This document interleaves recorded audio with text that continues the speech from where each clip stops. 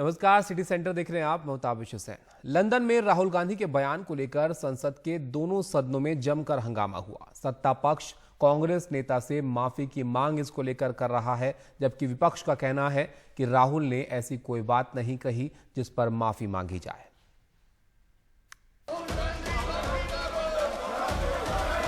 राजनाथ सिंह जी, राहुल गांधी ने लंदन में जाकर भारत को बदनाम करने की कोशिश की है। जो चल रहा है उस विषय के बारे में सारी दुनिया जानती है। और अगर हमने कुछ कहा। बजट सत्र का दूसरा चरण, लोकसभा राज्यसभा में जबरदस्त हंगामा। यहाँ पर भारत के लोकतंत्र को बचाना चाहिए कि भारत की गरिमा पर, भारत की प्रतिष्ठा। नारेबाजी विपक्ष के बजाय सत्ता पक्ष में ज्यादा दिखी। लंदन में राहुल गांधी के बयान पर बीजेपी ने राहुल गांधी से माफी की मांग की, कहा देश का अपमान किया। राहुल गांधी जो इसी सदन के सांसद हैं, राहुल गांधी ने लंदन में जाकर भारत को बदनाम करने की कोशिश की है और कहा है कि भारत में लोकतांत्रिक व्यवस्था पूरी तरह से तहस नहस हो रही है और विदेशी ताकतों को आकर यहाँ पर भारत के लोकतंत्र को बचाना चाहिए कि भारत की गरिमा पर, भारत की प्रतिष्ठा पर उन्होंने गहरी चोट पहुंचाने की कोशिश की है। अध्यक्ष महोदय, मैं आपसे यह मांग करता हूं कि पूरे सदन के द्वारा उनके इस व्यवहार को कंडम किया जाना चाहिए और उनको ये आपके द्वारा निर्देश दिया जाना चाहिए कि संसद के फोरम पर आकर वह क्षमा याचना करें। अध्यक्ष महोदय, मैं आपसे अनुरोध करना चाहता हूं। वहीं कांग्रेस भी राहुल के मुद्दे पर झुकने को तैयार नहीं है। कांग्रेस का आरोप है कि संसद में विपक्ष की आवाज को दबाया जा रहा है, केवल मंत्री को बोलने दिया जाता है, विपक्ष को अपनी बात रखने का मौका ही नहीं दिया जाता। विपक्ष इनकी बोलने का कोई अधिकार नहीं है सदन के अंदर। ये दोबारा आज साबित हुई।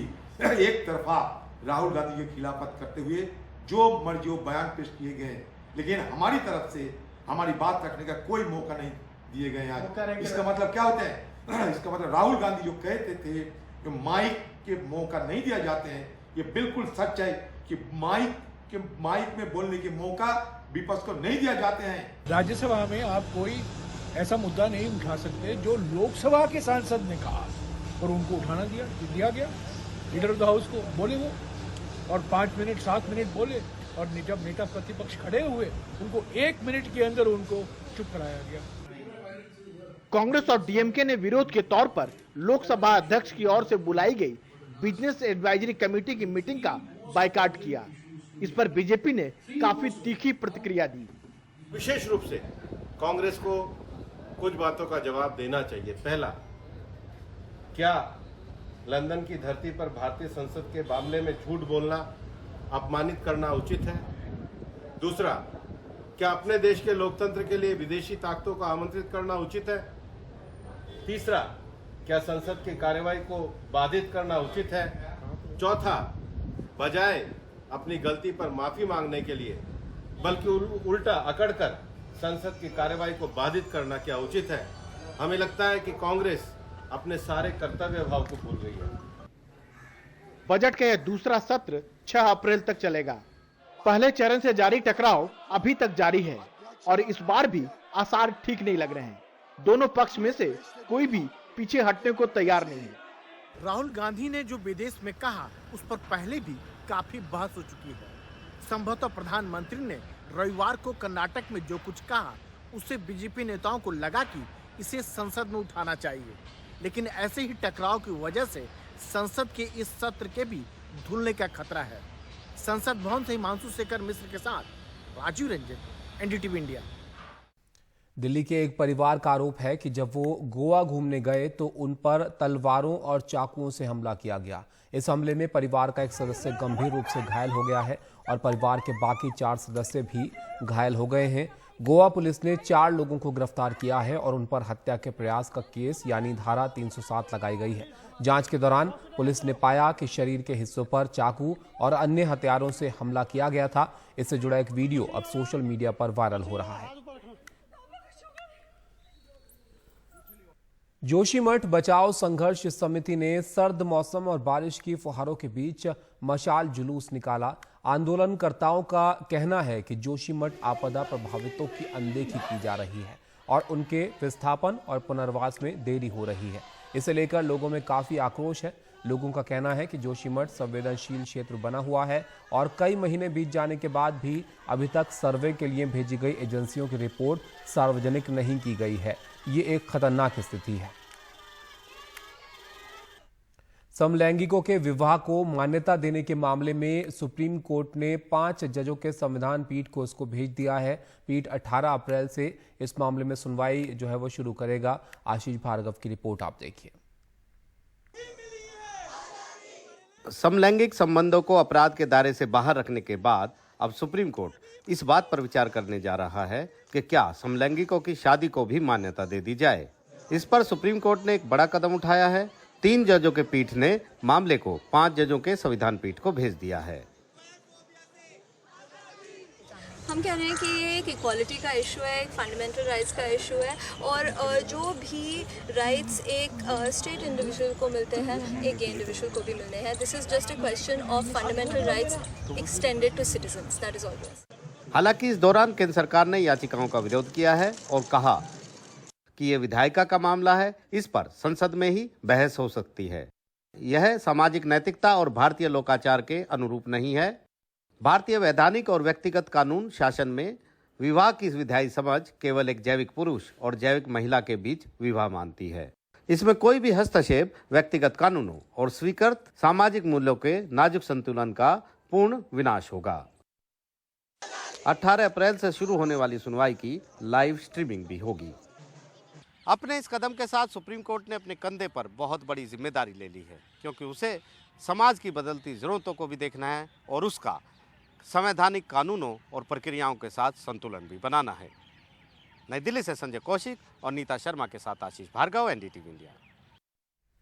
आम आदमी पार्टी अब राजस्थान के चुनावी मैदान में उतर चुकी है। सोमवार को अरविंद केजरीवाल और भगवंत मान यहां रोड शो करते नजर आए। हर्षा कुमारी की रिपोर्ट आप देखिए। राजस्थान में आम आदमी पार्टी की एंट्री, अरविंद केजरीवाल और भगवंत मान का रोड शो। आपने 48 साल उनको दिए, 18 साल इनको दिए, 5 साल हमको भी दे दो। हम भी इतने बुरे तो नहीं है। एक मौका हमको दे दो, एक बार हमारी सरकार बना के देख लो। पसंद नहीं आए तो अगली बार बदल देना। राजस्थान वाले तो बदलते ही हैं हर 5 साल के अंदर। आम आदमी पार्टी राजस्थान की 200 विधानसभा सीटों पे उम्मीदवार उतारने की तैयारी में है। कहती है राजस्थान की राजनीति में तीसरे विकल्प की जरूरत है। तीसरा विकल्प आम आदमी पार्टी के रूप में आएगा, क्योंकि लगातार बीजेपी कांग्रेस को वोट देके जनता परेशान हो चुकी है। बीजेपी में 10-10 सीएम चेहरे हैं और कांग्रेस में तो बिल्कुल सचिन पायलट और अशोक जी एक दूसरे पर डेली ब्लेम कर रहे हैं। और अब जनता उब चुकी है। जनता को चाहिए शिक्षा, स्वास्थ्य, बिजली, पानी और बेसिक मुद्दे और बेसिक व्यवस्थाएं, और जनता को विकल्प चाहिए। और अरविंद केजरीवाल इस मुद्दे पे बहुत ही शानदार तरीके से उभर रही हैं और हम स्टूडेंट होने के नाते दिल से उनसे जुड़ रहे हैं और स्वागत करें कि जयपुर में आओ, जोधपुर में आओ, पूरे राजस्थान में। आम आदमी पार्टी के जो काम हेल्थ और एजुकेशन सेक्टर में दिल्ली में जिस प्रकार से हो रहे हैं उससे बहुत ज्यादा प्रभावित हूं और हम सब चाहते हैं कि अपने आप ज्वाइन किया आम आदमी पार्टी? हाँ बिल्कुल, हमें यहाँ किसी ने नहीं बुलाया। हम चित्तौड़गढ़ से अपने आप अपने खुद के व्हीकल में आए हैं और आम आदमी पार्टी को सपोर्ट करते हैं, इसीलिए आए हैं। पंजाब से लगे हुए जिलों से आम आदमी पार्टी को ज्यादा उम्मीद है। 5 साल बीजेपी, 5 साल कांग्रेस। हमको ये लगता था शायद अब सत्ता से बाहर होके ये जो सत्ता से बाहर हुई पार्टी है वो ठीक हो गई, चलो दोबारा ले आते हैं। दोबारा आके फिर नए सिरे से लूटने लगते थे। हमारे पास कोई विकल्प नहीं था, लेकिन अब भगवान ने एक झाड़ू भेज दिया है जो ये गंदगी की सफाई करेगा। सफाई राजस्थान में अब तक कोई तीसरा मोर्चा खड़ा नहीं हो पाया है। ज्यादातर राजस्थान में या तो भाजपा या फिर कांग्रेस की ही सरकार बनती आई है। आम आदमी पार्टी ने एंट्री जरूर मारी है, लेकिन क्या ये बिग प्लेयर बनेगी या सिर्फ दूसरों का वोट ही काट पाएगी, ये देखना आगे है। जयपुर से हर्षा कुमारी सिंह, एनडीटीवी इंडिया। दिल्ली के वसंत कुंज इलाके में 2 बच्चों की संदिग्ध मौत का मामला हैरान और सवाल खड़े करने वाला मामला बनता जा रहा है। शक जताया जा रहा है कि बच्चों की हत्या और किसी ने नहीं बल्कि कुत्ते ने की है। शरद शर्मा की रिपोर्ट आप देखिए। हमको इंसाफ चाहिए हमारे बच्चों से, बस कि बच्चे कुत्ते के रूप में कौन था, कौन कैसा किया मेरे बच्चों के साथ। कुत्ता को तो ना मारा है, मगर कुत्ता के रूप में, कुत्ता सभी लोग जानते हैं कि कुत्ते इतनी बुरी तरीके नहीं मारेंगे, तो कुत्ते के रूप में ये कौन था। ये मां 3 दिन में अपने 2 मासूम बच्चों को खो चुकी है। शक कुत्ते पर आ रहा है। दरअसल शुक्रवार दोपहर दक्षिण पश्चिम दिल्ली के वसंत कुंज के रंगपुरी पहाड़ी की सिंधी बस्ती में रहने वाली सुषमा का 7 साल का बेटा गुम हो गया। ढूंढने पर कुछ देर बाद शव पास के जंगल से मिला। शव पर निशान भी थे। छोटे वाले को तो यहाँ पर घाव कर नहीं, पर 10 तारीख जो हुआ था, 10 तारीख को जो बड़ा था उसके शरीर पे निशान थे। उसके भी हाँ वही था, जैसे इसके था, ये खलरी वाले छीला था, लेकिन उसके यहाँ देखा था मैंने और इसके नहीं देखा। इसके बाद रविवार को 5 साल का बेटा टॉयलेट के लिए गया था, घायल हो गया। शरीर पर निशान थे, मुंह से झाग निकल रहे थे। कुछ दूरी पर कुत्ता खड़ा देखा गया था। घायल बच्चे को अस्पताल ले जाया गया, लेकिन बचाया ना जा सका। इस घटना के बाद ये शक मजबूत हो गया कि दोनों बच्चों को कुत्तों ने ही मारा है। मैं खुद गया तो पास में कुत्ते ही बैठे थे, तो कुत्तों पे पूरा एकदम 100% यही शक है कि कुत्तों ने ही काटा है। और निशान और इधर का डॉक्टर का रिपोर्ट वगैरह सभी में सब लोग यही बोल रहे हैं। अच्छा, पहले 10 तारीख को एक बच्चा जो है गुम हो गया था। हाँ, उसका भी वही रिपोर्ट में वही सेम रिपोर्ट बता रहे हैं दोनों डॉक्टर। अच्छा, डॉक्टर बट अभी तक रिपोर्ट दिया नहीं है। अच्छा, कुत्तों के काटने की वजह से उनकी मौत हुई है, यही सभी बोल रहे हैं। अच्छा, और उसके बाद 2 दिन बाद फिर जो दूसरा इसका तो हम लोगों के यहीं पे मतलब जैसे कि अचानक ऐसा हो गया सडनली एकदम यहाँ पे टॉयलेट बैठा के। हाँ। मैं भी टॉयलेट करने आगे चला गया। अच्छा, फिर सुबह की बात थी। हाँ, सुबह 8 बजे की बात है और सभी लोग घूम टहल रहे थे, सब कुछ एकदम नॉर्मल था। कुछ वो ऐसा नहीं था। अच्छा, लेकिन दूसरे वाले जब बच्चे की डेथ हुई तो वहाँ पर आपने कुत्ता देखा था? हाँ, कुत्ता, अरे डेथ नहीं हुई थी, मैं उसको उठा के जब हमने उठाया उसको हॉस्पिटल लेके जाने के लिए, तब वो बच्चा जिंदा था। उसको हॉस्पिटल लेके जाते जाते हुआ। कुत्तों पर हत्या का शक है, इसलिए नगर निगम की टीम ने भी फटाफट आवारा कुत्तों को पकड़ना शुरू कर दिया। रंगपुरी पहाड़ी की सिंधी बस्ती असल में झुग्गी बस्ती है, जहां मेहनत मजदूरी करने वाले लोग पिछले कई साल से रह रहे हैं। लेकिन बस्ती के लोगों को अब भी ये यकीन नहीं हो रहा कि कुत्तों ने बच्चों की जान ली है। मेरे भी 2 बच्चे हैं। अच्छा, ऐसा कुछ नहीं हुआ, 2 साल से तो कुछ नहीं हुआ, सारे बच्चे खेलते रहते हैं। अच्छा, हम यहाँ पर से बच्चे थे। अच्छा, और यहाँ रहते रहते हमारे ही बच्चे हो गए। यहाँ पर इतनी साल हो गई, कभी भी नहीं तो झुग्गी वालों के बच्चों के साथ में हुआ। बेकायदा जंगल में लकड़ी चुगते, कबाड़ा चुगते, कभी ऐसी दिक्कत नहीं हुई। इतनी साल हो गई। कुल मिलाकर कुत्तों के आदमखोर होने का शक है, लेकिन इस बात की पुष्टि नहीं हुई है। आमतौर पर कुत्ते बिना किसी वजह से ऐसे अटैक नहीं करते।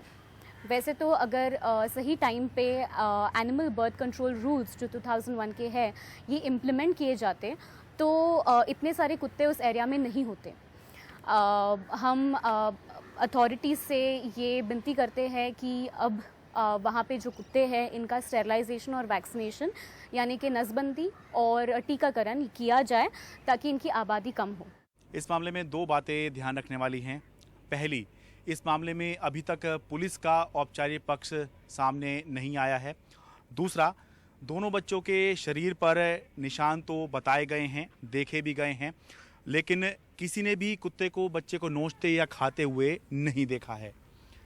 दिल्ली से मुकेश सिंह सेंगर और कैमरा पर्सन पवन कुमार के साथ मैं Sharad Sharma, NDTV India. America के सिलिकॉन वैली बैंक के दिवालिया होने का असर कई भारतीय स्टार्टअप्स पर पड़ सकता है, क्योंकि यह बैंक स्टार्टअप इकोसिस्टम की फंडिंग में अहम भूमिका अदा करता था। इन सब के बीच अमेरिकी राष्ट्रपति जो बाइडेन ने भरोसा दिलाया है कि किसी का भी पैसा नहीं डूबेगा और बैंक के संकट का हल निकाल लिया जाएगा। लेकिन इन आश्वासनों के बीच लोग नुकसान के अंदेशे से परेशान हैं। रातों रात सिलिकॉन वैली बैंक दिवालिया हो गया। इसको बेल आउट पैकेज देने की जगह अमेरिकी सरकार ने पिछले शुक्रवार को इसकी संपत्ति सीज कर ली और यहां ताला लगा दिया।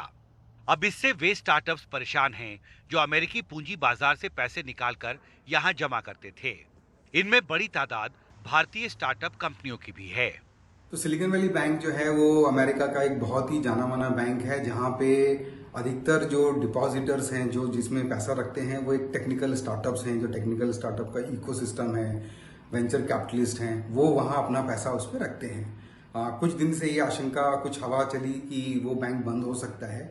इसके चलते बहुत सारे जो निवेशक हैं जिन्होंने अपने पैसे वहां रखे हुए थे बैंक में, उन्होंने भारी मात्रा में निकालने की कोशिश की और हमारे जैसे स्टार्टअप्स का जो पैसा है वो कुछ समय के लिए वहां अटक गया था। दुनिया भर के स्टार्टअप इकोसिस्टम की फंडिंग के लिए सिलिकॉन वैली बैंक को सबसे महत्वपूर्ण बैंक माना जाता था। इस बैंक के दिवालिया होने से सबसे ज्यादा असर उन भारतीय स्टार्टअप्स पर पड़ा जो software as a service category के थे और जिनके सबसे ज्यादा कस्टमर उत्तरी अमेरिका में थे। इन भारतीय स्टार्टअप्स ने अमेरिका के वेंचर कैपिटलिस्ट फर्म्स और दूसरे आर्थिक संस्थाओं से पूंजी हासिल की थी और इसका एक बड़ा हिस्सा सिलिकॉन वैली बैंक में जमा किया था। लेकिन सोमवार उनके लिए बड़ी राहत की खबर लेकर आया। अमेरिकी राष्ट्रपति जो बाइडेन ने ट्वीट कर कहा, मेरे निर्देश पर सेक्रेटरी येलेन और मेरी राष्ट्रीय आर्थिक परिषद के निदेशक ने सिलिकॉन वैली बैंक और सिग्नेचर बैंक में समस्याओं के समाधान के लिए बैंकिंग नियामकों के साथ काम किया। मुझे खुशी है कि वे एक ऐसे समाधान पर पहुंचे हैं जो श्रमिकों, छोटे व्यवसायों, करदाताओं और हमारी वित्तीय प्रणाली की रक्षा करता है। अमेरिका के ट्रेजरी डिपार्टमेंट ने एक बयान जारी कर कहा, सोमवार 13 मार्च से हर डिपॉजिटर सिलिकॉन वैली बैंक में जमा अपना पैसा एक्सेस कर सकते हैं। जो अमेरिका की सरकार है उन्होंने हस्तक्षेप किया है और उन्होंने ये आश्वासन दिया है, गारंटी दी है कि सोमवार अमेरिका के समय जो बैंक की सारी सुविधाएं दोबारा से बहाल कर दी जाएंगी और हमारे जैसे जितने स्टार्टअप्स हैं उनको जो पूरा पैसा है वो ऑनलाइन उनके पोर्टल पे जाके उसको जिस तरह का भी ट्रांजैक्शन करना चाहते हैं वो कर सकते हैं। भारत सरकार ने अमेरिकी सरकार की इस पहल का स्वागत किया है। इलेक्ट्रॉनिक्स और आईटी मामलों के राज्य मंत्री राजीव चंद्रशेखर ने ट्वीट कर कहा, अमेरिकी सरकार की कार्रवाई के साथ ही भारतीय स्टार्टअप्स के लिए बढ़ता खतरा कम हो गया है। इस संकट से भारतीय स्टार्टअप्स के लिए सीख, भारतीय बैंकिंग प्रणाली पर अधिक भरोसा करें। अब ये उम्मीद करनी चाहिए कि अमेरिकी सरकार के हस्तक्षेप के अच्छे नतीजे जल्दी सामने आएंगे। दिल्ली से कैमरा पर्सन आजम के साथ हिमांशु शेखर, एनडीटीवी इंडिया। यहाँ रुकेंगे एक ब्रेक के लिए। ब्रेक के बाद बात करेंगे ऑस्कर की और आपको दिखाएंगे भारत को मिले 2 ऑस्कर।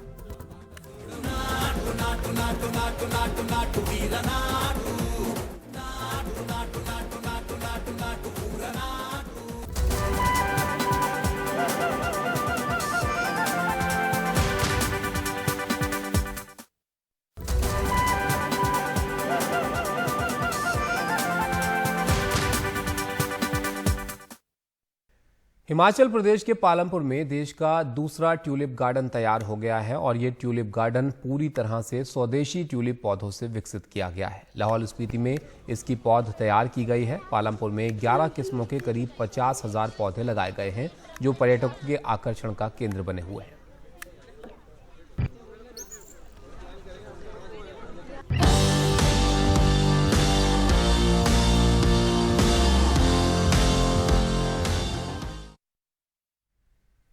और अब बात करते हैं ऑस्कर्स की। 95वें ऑस्कर्स अवार्ड में भारत ने 2 कैटेगरी में पुरस्कार अपने नाम किए।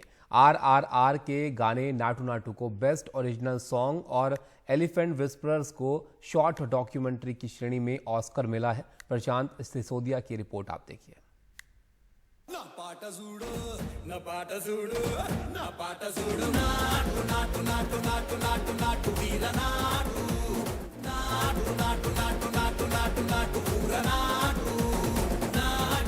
भारतीय सिनेमा के इतिहास में सुनहरा दिन।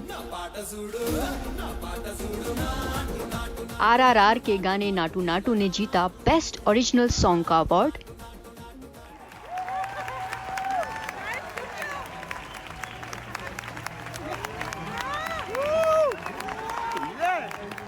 नाटू नाटू का कड़ा मुकाबला था रिहाना और लेडी गागा जैसे गायकों से, लेकिन सबको पछाड़ते हुए इस गाने ने अवार्ड अपने नाम कर लिया। RRR. This is Natu Natu. I grew up listening to the Carpenters, and now here I am with the Oscars. सिर्फ अवार्ड ही नहीं बल्कि इस गाने की लाइव परफॉर्मेंस भी हुई, जहां इस गाने के गायक राहुल सिफरीगंज और काल भैरव सुर से सुर मिलाते नजर आए और डांसर्स इस गाने पर थिरकते। खास बात ये रही कि इस खास परफॉर्मेंस की घोषणा प्रेजेंटर की हैसियत से पहुंची अभिनेत्री दीपिका पादुकोण ने की। अवार्ड जीतने के बाद रामचरण और जूनियर NTR ने सोशल मीडिया के जरिए अपनी खुशी जाहिर की।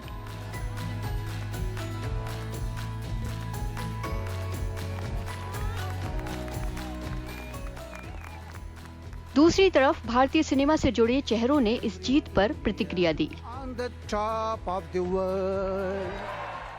दो अवार्ड जो आज मिले, ऑस्कर मिले हैं नाटू नाटू के लिए और एलिफेंट विस्पर के लिए, बहुत दर्शाता है कि किस तरह का हमारा इंडियन सिनेमा जो है ग्लोबली कितना लोग इसे सराहते पसंद करते हैं। दूसरा अवार्ड रहा शॉर्ट डॉक्यूमेंट्री की श्रेणी में एलिफेंट विस्परर्स के नाम, जिसकी निर्माता गणित मूंगा अपनी टीम के साथ वहां उपस्थित नजर आईं। लेकिन तीसरी film all that breathes Oscar नहीं जीत पाई और ये अवार्ड रशियन डॉक्यूमेंट्री नवनली को मिला। गुनीत मूंगा ने भी सोशल मीडिया पर अपनी खुशी का इजहार किया। ऑस्कर में भारत से मदर इंडिया को 1998 में नामांकित किया गया था और तब से लेकर अब तक सलाम बॉम्बे और लगान जैसी फिल्में ऑस्कर में नॉमिनेट हुईं पर अवार्ड नहीं जीत सकी। पर अब पूर्ण रूप से भारत में बनी दो फिल्मों को अलग अलग श्रेणी में ऑस्कर मिलना एक बड़ी उपलब्धि माना जा रहा है। हालांकि इससे पहले भारत से जुड़ी दो अहम फिल्मों स्लमडॉग मिलियनेयर और गांधी के नाम कई ऑस्कर आ चुके हैं। मुंबई से प्रशांत सिसोदिया की रिपोर्ट, NDTV इंडिया।